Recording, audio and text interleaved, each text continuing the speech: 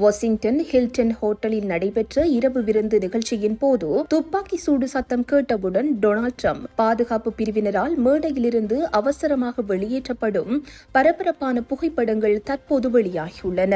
செய்தியாளர் போ எரிக்சன் இந்த இக்கட்டான தருணத்தை புகைப்படங்களாக பதிவு செய்துள்ளார். அதில் துப்பாக்கி சத்தம் கேட்டு அடுத்த சில வினாடிகளில் ரகசிய போலீஸ் அதிகாரிகள் அதிபரை சூழ்ந்து கொண்டு அவரை மேடையிலிருந்து பாதுகாப்பான இடத்திற்கு மிக வேகமாக அழைத்து செல்லும் காட்சிகள் பதிவாகியுள்ளன.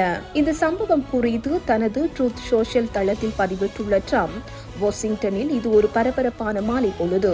ரகசிய போலீசாரும் சட்ட அமுலாக்கத்துறையினரும் மிக சிறந்த பணியை செய்துள்ளனர். அவர்கள் மிகவும் வேகமாகவும் துணிச்சலாகவும் செயல்பட்டனர் என்று பாராட்டியுள்ளார். இதேவேளை இந்த துப்பாக்கி சூட்டில் ரகசிய போலீஸ் அதிகாரியொருவர் காயமடைந்துள்ளதாக CBS செய்திகள் தெரிவிக்கின்றன. 5 முதல் 8 முறை துப்பாக்கி சூடு நடத்தப்பட்ட போதிலும் அந்த அதிகாரி குண்டு துளைக்காத அங்கி அணிந்திருந்ததால் உயிர் தப்பியுள்ளார். காயமடைந்த துப்பாக்கிதாரி தற்போது மருத்துவமனையில் அனுமதிக்கப்பட்டுள்ளார்.